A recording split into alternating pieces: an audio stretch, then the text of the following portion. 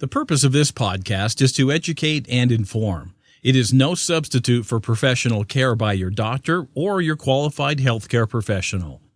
Never disregard or delay professional medical advice because of something you've heard on this podcast or in any linked material. Guests who speak on this podcast express their own opinions, experience, and conclusions. Dr. Shirley neither endorses nor opposes any particular opinion discussed on this podcast. The views expressed on this podcast have no relation to those of any academic, hospital, practice, institution, or other entity with which Dr. Shirley may be affiliated. Welcome to ForeverFAB, the podcast on fashion, the art of living, and all things beauty. This podcast is curated by Dr. Shirley Madhere, MD, as the definitive source of holistic wellness through beauty. Welcome back to part 2 of my interview with Candice Cook Simmons. Believe it, conceive it, achieve it. How to lead a disruption with style. So we've been talking about some academic things, about your career, your cases, about the legal industry. So now we're going to go deep. We're going to dive deep into the suit, beyond the suit, not into your suit. No, we're not going to get into your suit, darling. I mean, you're beautiful, but we're not going to get into your suit. We're going to go beyond the suit, right? So let's talk about your fashion, your style, your beauty. Okay. Tell me something that almost nobody agrees with you on, but that you will defend to the bitter end. Well, this is not necessarily on me, but this is my child. I use a cream to flatten his curls, and he looks like a mini... we call him Sherman when we do his hair like this. And everyone's like, why are you shellacking your child's hair, not just letting him have his curls? But the thing is, curls are powerful. They bounce back. Yes. But when he leaves, I feel like he looks like such a little scholar if I just part it and have it laying down. Slick it down with the side part. And I laugh so hard, but I take him home to the South and they're like, what is happening with your child's hair? Is that what you all are doing in New York? And I'm like, I'm committed. I know he looks like his name is Sherman. Shout out to all the Shermans in the world. Right. I'm not going to stop. So shellacking my son's hair down to his head, like he's about to go and file all of our taxes. It's pretty much, they're like, he's 2. Give him some childhood. Oh, my goodness. So that's where I'm sure he appreciates it. I love it. And it looks so good in pictures. I will never regret it. Okay. I'm committed to the shellacking and the shea butter in his hair. Yes. So you mentioned this hair cream for your son and the shea butter. What about you, beauty product-wise? Name 3 products you absolutely love and cannot live without. You could brands or no brands. Oh my goodness, I cannot live without, and I know that they exist. So let's just think about this. Okay. I most definitely, I use, what is it? Is it Estee Lauder? What is it? No, it's, I use a contour stick, and I can't even think. 2.5. What is it? It was definitely 2.5. No, it wasn't MAC. But speaking of MAC, I use a MAC concealer. Okay. I swear by it. It's in a pot. Okay. And it's amazing. So I legit, if I only were allowed to have 3 things, I would want on my face. Yes. I would want after it's like properly clean. Like, can I have a deep extraction, or I would need more? So if my face is starting off in a good place. Yes. I swear by the MAC pot. Yes. A L'Oreal Voluminous Mascara. Okay. And then I use a YSL lip gloss. Okay. And in a perfect world, I like a black waterline. Even though right now, cat eye eyeliner. I probably right now look like someone's punched me twice. No, not at all. But when I'm not sweating and it's not humid, then I am a lover of a waterline eyeliner. But if I had to say, like, I cannot live without it, oh my gosh, why doesn't everyone use this? What is my die-hard product? Definitely the MAC pot. Okay. And NARS Tinted Moisturizer. Okay. With SPF. I was going to say with or without SPF. I use SkinCeuticals SPF and I use NARS SPF. And I am a believer in anything that stops hyperpigmentation, claims, and retinol. Yes. So that's kind of my thing. Okay. I do use a retinol, and I had to give it up during pregnancy, and it was the end of days. And then your son was born, and then he was born, and you I went was right like, back I'm sorry that I look like a Sharpay, but I wasn't able to hook myself up because they told me it would cause you to have 9 heads. But And I would have loved you with all of those All heads of those heads. and wrinkle-free. And your shellacked hair. And your shellac Cutie. hair. What a but cutie. Those are the products I really love. Okay. This question may or may not be related, but have you had any failures? And if so, like ones that were transformative? And if so, what did you learn from them? And I'll let you answer that before my next. Yes.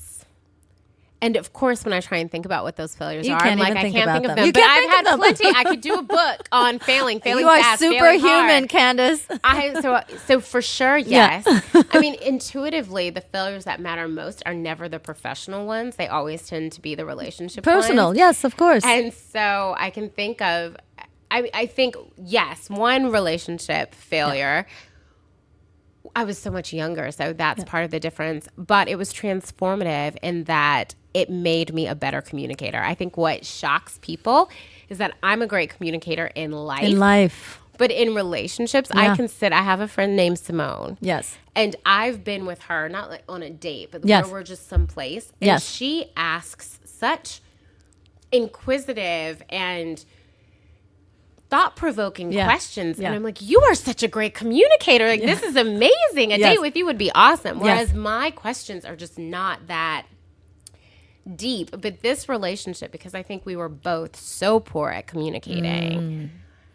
And after it made me just say, one, time is fleeting. Yes. And so let's say what's on our mind and Yeah. say how we feel. And Yeah. adults can handle it and children can't. Well, Right. I'm not supposed to be in relationships with children. So Right. let's just get it all out there. Right. And so I'm really upfront and honest. There's no gray. Yeah. And that was, I mean, the relationship itself was definitely a failure, but it was transformative in that I learned how to be a better human being Yep. from it. And so that was really good.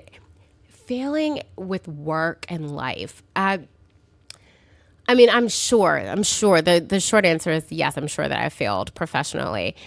Was it transformative? I think what I learned the most is when I left my job as a corporate litigator, I was not ready in my mind fully to be an entrepreneur. And so I was tiptoeing. Yeah. I was starting the business, Yes. but I also would take meetings when people would say, let's talk. You should come and work here. Right. And if you were firmly trying to be an entrepreneur, Yeah. the answer is no. I'm Right. not looking. Right. And not because you're not keeping your options open, but Right. this is one of those things where you go all in or you don't do Or it. you don't, right?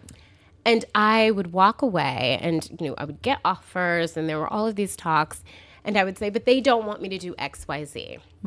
They want me to do this. And my Right. dad said, well, it's their business. So, yeah, they don't want you to do it. But why are you not starting your own? Like, why? You don't need someone to tell you that you can be this hybrid model. Right.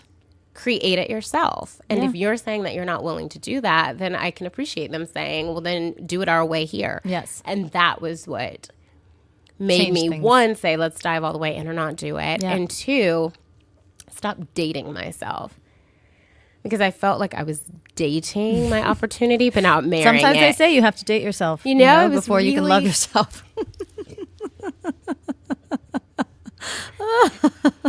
That is so true. Right? Yeah, so that's what I was dating myself, and I needed Yeah. to marry and fully commit Yeah. to this plan. Right. And that's what I did. And it changed everything because I stopped I wasn't going to waste my time. I wasn't going to waste my Somebody money. I else's wasn't going to time, waste my yeah. energy. And it made all the difference.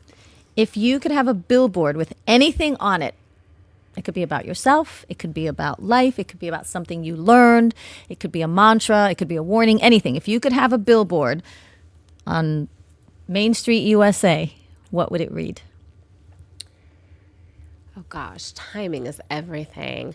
Right now, if I could pay truthfully for a billboard, it would probably be the drawing of the little girl I don't even know who the artist is, but I saw it today. It's a little girl. And then the person said, the little girl underneath it, there's language. So you see this little girl's face. Yes. 2 plaits or 2 braids. Yes.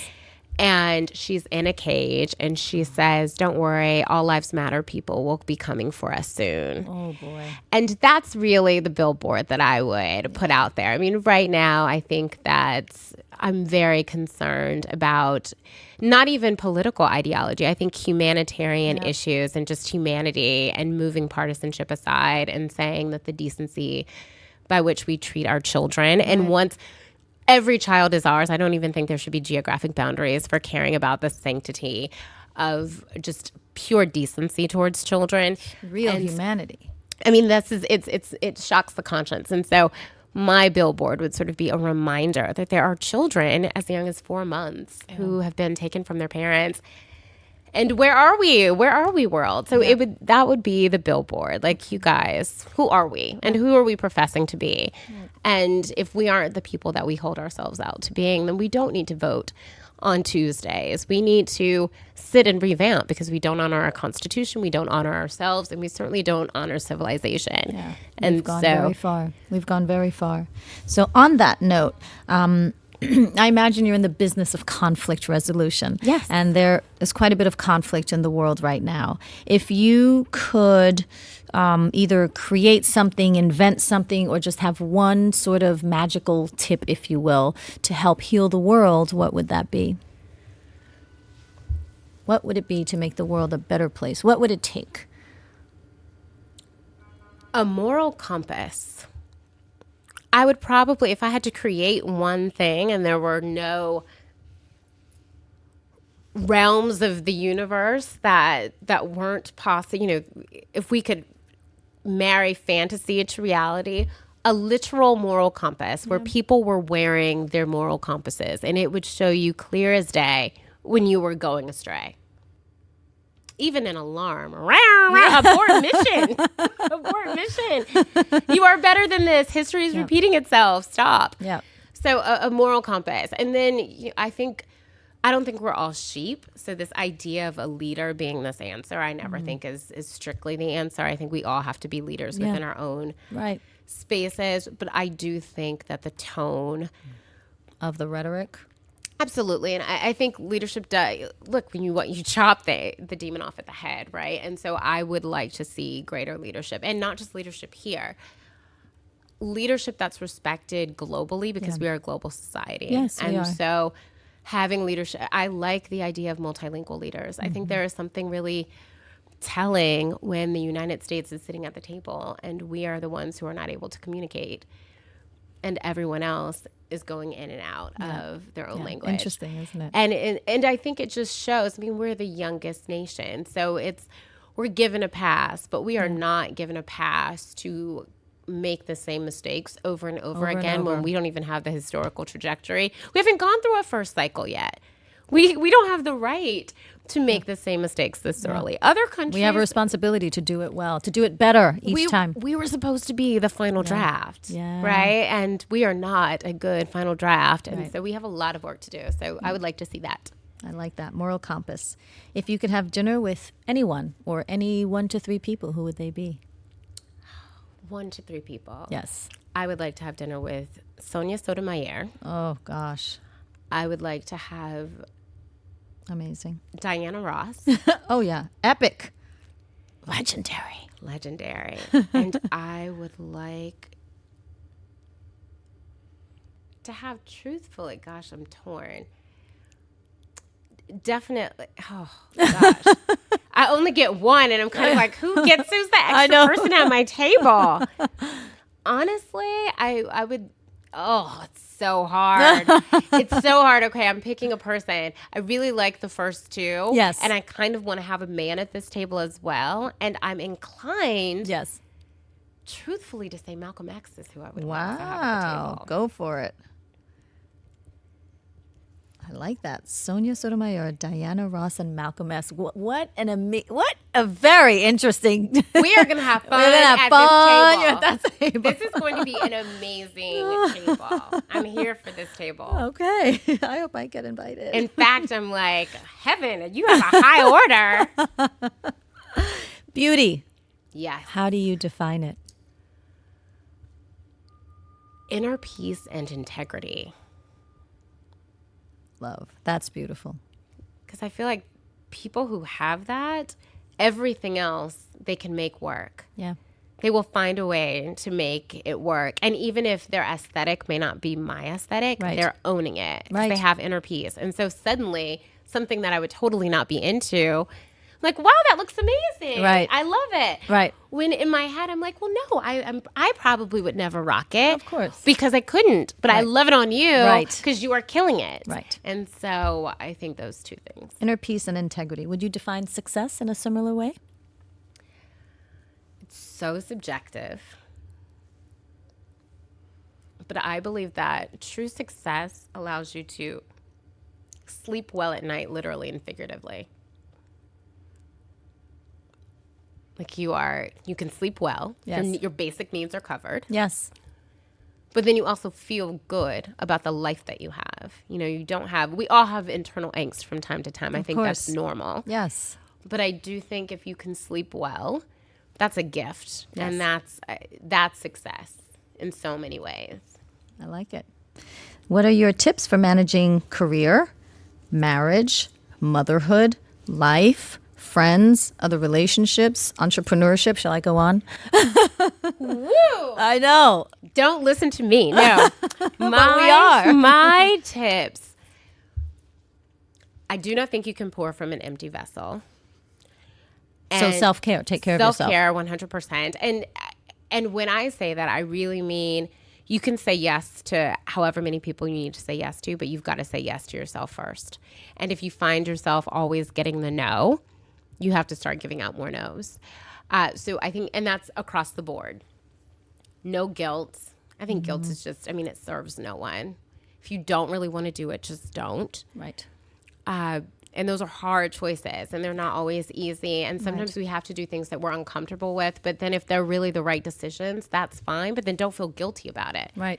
We have to just, I think we put so much pressure on ourselves, and there's mom guilt and wife guilt. And I actually had that we were going to be imperfect in our marriage in my wedding vows. Like that is, like that has That's got truth. to be the parameter. That's the truth. Like if we start this off Yeah. making false promises, Yeah. we are really setting ourselves up for failure. This is going to be a scenario of cluster madness and just like know who you're getting. Right. And so, he didn't okay that, but it was there, and he agreed to it once I said it.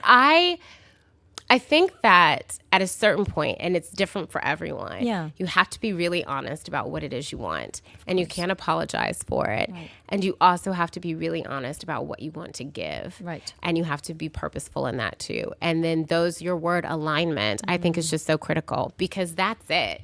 It's saying, there's some relationships that are supposed to end, and I don't even think, I'm not of the mindset that you should mourn those relationships, but I think people should do what they want to do. Yeah. I think when relationships are supposed to end across the board, whether they're friendships or, relationships with family members that really just are destroying you. I hear so much, and I think life is too short for that. There's either we're going to have peace and let it go, or it's, this peace actually eats away at me. Yeah. This is not peace. This is peace for you, and it's a pass. But life is not best served just giving people passes.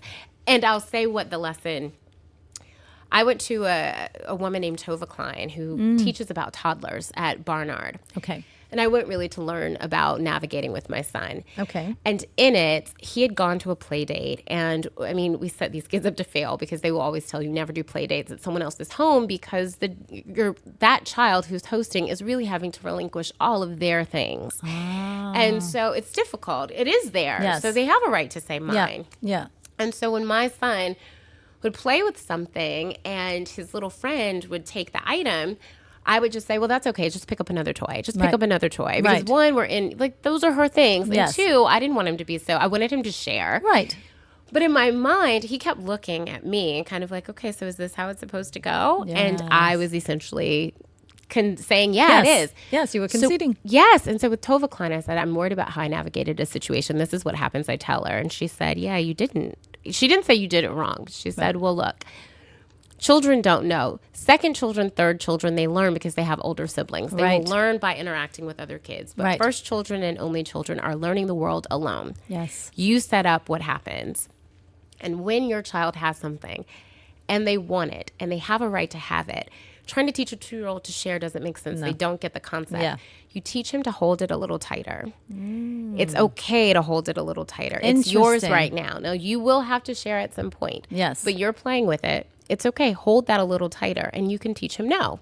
Oh. And I think all of us, when we are dealing with our serenity and our peace and our boundaries, You have to hold on to it a little tighter. I love that. We don't I love have to that keep analogy. relinquishing that power. There is power in no. It is okay to say, I actually need this to be at peace and to feel respected and to feel heard. And it's okay to hold that a little tighter. And so that's how I think we navigate life. The things you value, the people you value, the life you value, you hold that a little tighter. Yeah. But then you also operate from a place of abundance. Like there is enough for everyone. And you can release that part because you can't receive or give with a closed hand. And so those two things, definitely hold it a little tighter, but then know when to release. Speaking of holding on to things a little tighter, this is actually a little bit more academic of a question, but I wanted to ask you, recently years ago, the lawsuit over red bottom shoes, the Mexican government and, the issue over Carolina Herrera taking inspiration from the culture. Can fashion brands actually protect their inspiration? And how is that going to play out in the future? Is it going to, put a damper on creativity? What's going on? So the interesting thing about fashion and art is so much of it is cyclical. And so I always think it's critically important when we think about who the true and the beginning inspiration is that served as the catalyst for something. And what's unique is the expression of that, right? And so how an artist or a designer chooses to express how they are inspired is definitely something that they can hold and maintain. Yeah. But then what designers have to truly do is be very respectful of how they're gleaning inspiration. If you are taking fabric or jewelry, Embroidery or from indigenous people and are not sharing the wealth, providing, I think it may seem like it's enough to do a little moniker on a website that says, and this is from, insert name. Yeah. That's actually not enough because if the fashion actually has context and for them, it means death, or it's how you honored a relative, and an entire tribal history is denoted by the fabric that you thought was cute. right.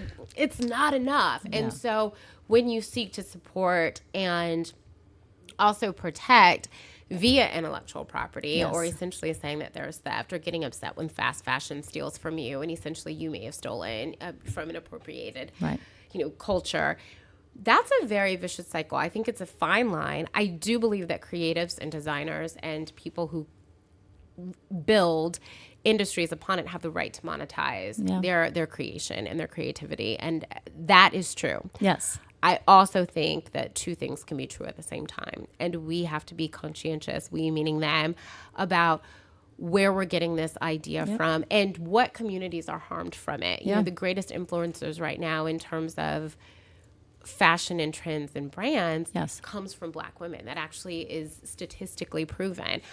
Yet they are the community that receives the least amount of funding on the front end. Capital, acknowledgement. And support, right? That's why it was such a big deal when Gucci and Dapper Dan came together. That was a critical moment. That was, that was a shift. It was a huge shift, but you don't see it consistently across the board. And you also realize that if we don't have voices at the table, which a lot, Gucci and Prada are now attempting to have these think tanks where individuals can come and give them appropriate advisory so that they're not harming through, there's a level of conversation about how much is ignorance. Right. And another is, okay, you may have people at the table, but if they aren't given the agency by which to speak, or they don't have the authority to speak, they're not going to shoot down help the make idea. Decisions.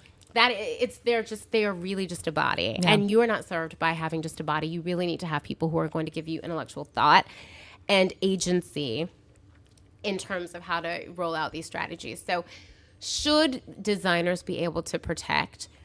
Absolutely. But I think that design teams have to be very mindful of what they are seeking to protect and whose right it is, and in terms of what they're protecting. Headdresses for Burning Man are arguably offensive and probably don't need to be worn.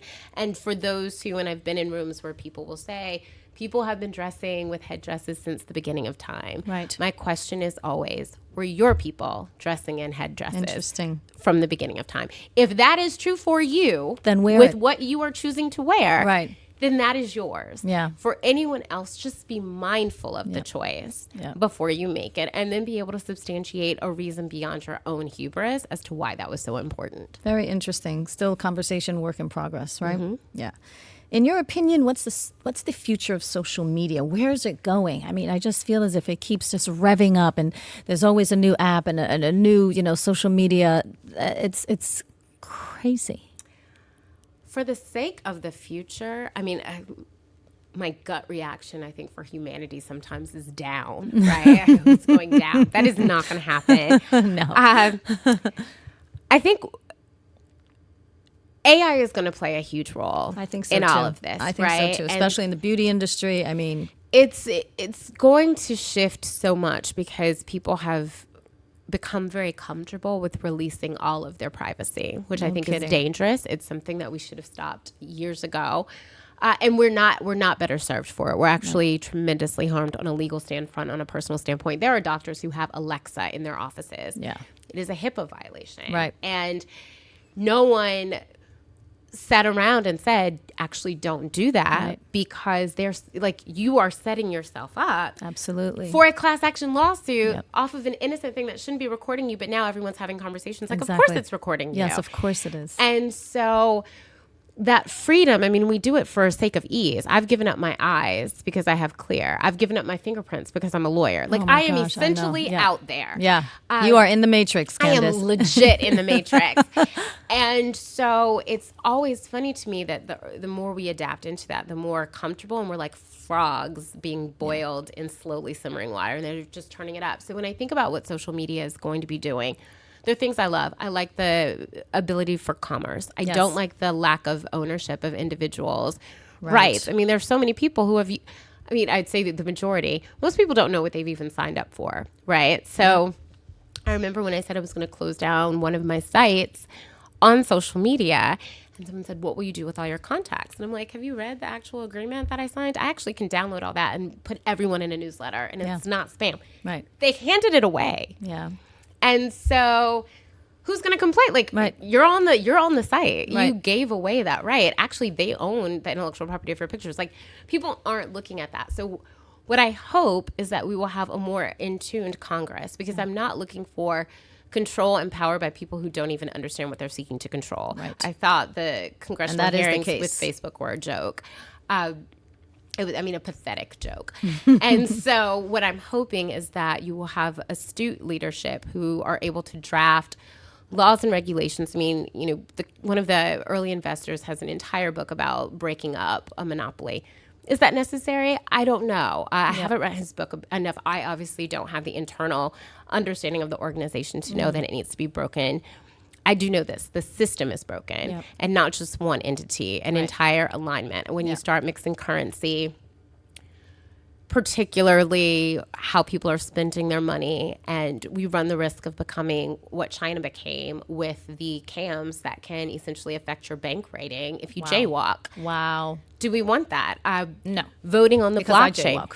It's your whole citizen rating can now, because the willingness looks like this. People, when they did that age progression, Instagram/Facebook type of game where it show me 10 years ago. Yeah. People happily uploaded 2 sets of pictures. My mind didn't go to, let's show people that I haven't aged. My mind went to, if you were trying to figure out if your system for facial recognition was able to age people properly, what's the best way to get all the data? Right. Have people upload their pictures. It was a giveaway. People just gave their pictures but people away. Don't think about it on that level. It's sold. We know that it's sold. We know that it's so bizarre that the idea of, if it's a free product, you are the product, has not penetrated into grander society. And so my hope, to answer your question, is that people start to appreciate what this all looks like before they're collectively harmed. I don't want it to have to be a situation where something egregious happens to all of us, other than a stolen election. Been there, done that. We know about that. I don't want it to be something like that, where we all go, wait a minute, why were we all okay with this? I don't want that to happen. So my hope for social media, not just a Facebook or an Instagram or a Twitter. I think Twitter really needs to work on its harassment. I think they need to fix that. quickly. Yes. Women are statistically trolled more. They're threatened. People SWAT. So they have individuals going to people's homes, which seems innocent. But if you're on Twitter and you have people trolling you and they send a SWAT team with guns to your home or your job. Right. These are real life issues that people are not addressing day to day, and it's terrifying. And so what I hope is that we have a better checks and balances, that we don't keep treating this like young startups and kids who are playing around. These are corporations with all of our data. And very powerful. And we need to figure out how we want to address it. And we also need to pay attention. When I saw Mark Zuckerberg with the block over his camera, which is brilliant, of course, I started thinking, everyone else isn't even paying attention to the fact that they should do it. Do you know what I receive in a swag bag at every tech conference I attend?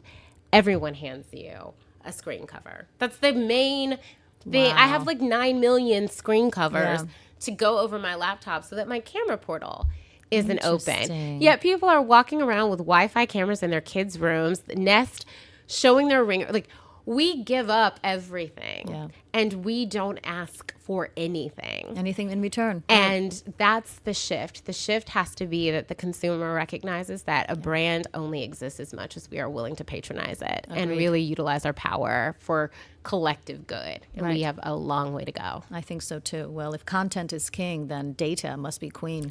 Data is God. Right. Data is God. Data is God right now. Well, Candice Cook Simmons, last 3 questions. Okay. So these are some of my favorite questions because I tend to ask them of everyone, and it's so fascinating, some of the answers. So the first one is, what is the most significant thing you've learned from someone else? And the second one is, what is the most interesting thing you've learned about yourself? The most interesting thing I've learned from someone else is to show up. My godmother showed up. She is deceased, but she was present in every way and in her full self. And so it really, even if I only saw her 3 times a year, I felt her. And I mean, her children are grown now. Yes. But I remember spending the night at their house, and she would have Polaroids because they were going to swim camp or to go do something. And so they were going to be gone when I got up. Yes. And they would have Polaroids of them as little kids all throughout the house, written on ink in the white spot. Yeah. Have a great day. We miss you. And so just the thoughtfulness and really just making life amazing. So showing up and bringing joy unsolicited, like not because it's a birthday and or unconditional. Christmas, just loved it. And then the most interesting thing you've learned about yourself thus far. And I learned this as a byproduct of what someone else said to me. One of my dearest friends said, go where you're celebrated, not tolerated. And I realized that I flourish when I use that as my parameter of where I spend my time and how I spend my time. That is so deep. Go where you are celebrated. Energy is so transformative. I think energy is one of the things you must protect. You know when people bring out your best self because you know how you feel as your best self. And I know how I feel internally. When you do this, you are a light. I know how I feel when I do a sigh and a silent prayer about the room that I'm going to be in. Like, dear God, be with me, monitor all of my presence, and get me out as fast as I can.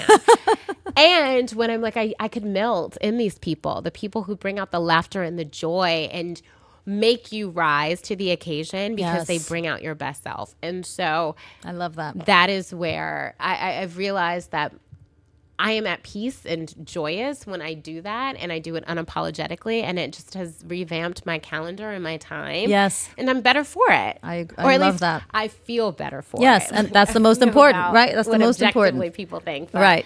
No, not that matters.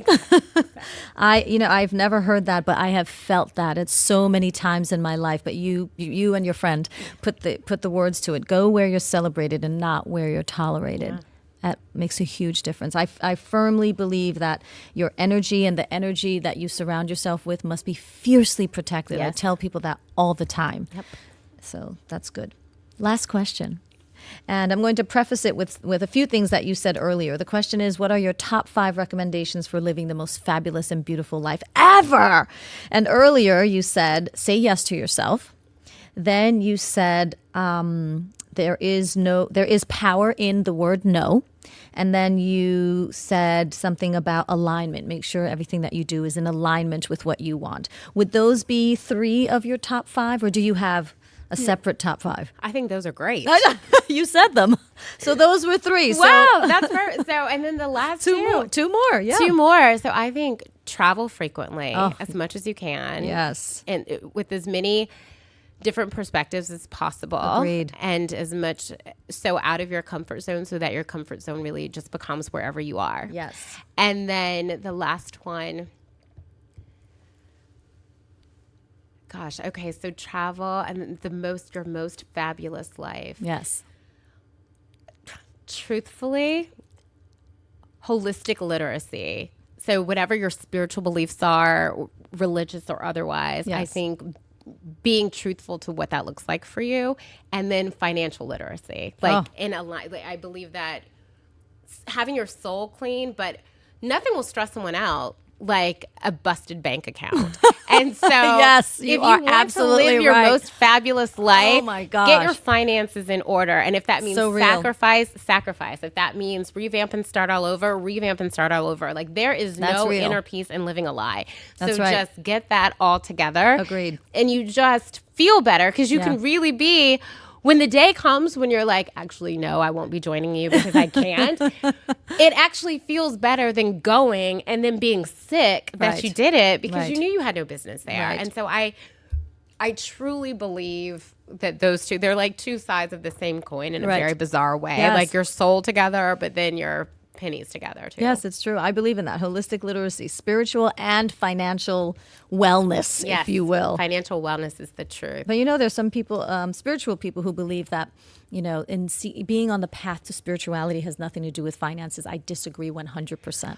Well, here's the thing. I think that prosperity preachers have ruined it for so many people. Prosperity preachers. They've ruined it for everyone. I don't think that because you want to talk about God, you should be destitute. Like, I am not of that mindset, but I also believe that there is this weird juxtaposition of a life of purpose necessarily means that you have to be wealthy, which I don't think is true. Right. I think, No. but I think people have to be able to make those decisions on their own. But I also don't believe that you should be asking them, not serving their full needs, right? And so when people say that we don't think that you should be financially where you need to be in alignment with your religion, that's actually not biblically true. Right. Tithing it didn't just talk about taking money from the top, and that's assuming people are Christian. Like, there's so many different faiths that have a different way of looking at it. Yes. So I'm only speaking from one perspective, but I do know this: if your time, your talent, and your finances are a part of it, and if they say give what belongs to, like, you are supposed to give your part and then keep your own, but you are also supposed to be keeping your own in a variety of ways. Yes. And that means being able to take care of yourself, being able to take care of others, and being able to give back to society. Right. And that can be volunteerism, that can be financial, but Right. no one is best served by living a situation where you don't feel at peace. And most marriages break up over money. Children's medical health can be financially dispersed. It's not because that's the right thing that should happen, but that's the world that we're living in. And we want to set people up for as many successes as they can have. Of course. And if they sleep better at night when the lights are actually on, I would like for them to have the lights on. Agreed. I love it. Oxygen mask, put yours on first. Put yours on first. There is no crime in being comfortable and also being able to be comfortable without having to sacrifice absolutely everything. I mean, there is a travesty in the fact that so many people are able to live comfortable lives because someone else is taking a bus all day and away from their kids all night and having to work 7 jobs. Like, that's not equity either. But no, there's no but. Full stop. With that being said, the reason those sacrifices are being made is because of the recognition that they want their children to eat, and they want them to be able to have choices that they did not have. And that comes from financial security. And so I will never devalue the road that people have to take, all of the various roads for them to have Financial security in a capitalist country. We have not shifted that yet. And so unless we do, then yeah, I want you to be able to be comfortable and to be able to make choices that are not dictated to you, but that you decide. Those are definitely 5 fabulous recommendations. You've been listening to Candice Cook Simmons, Esquire, on stylish disruption. And this podcast was dedicated to boldness. I believe you are quite bold. I will take it. Bold. I love it. For visuals and more fab tips, please follow us on ForeverFABMD. And also, we'll be tagging Candice Cook Simmons and her websites and her various projects, so you'll be able to find out more when you tune in. Thank you for listening to this week's Forever Fab podcast episode. Until next time, stay beautiful, inside and out. Thank you for listening to this week's episode of Forever Fab, the podcast on fashion, the art of living, and all things beauty, curated by Dr. Shirley Madhere, MD. Live beautifully and help make the world a more beautiful place.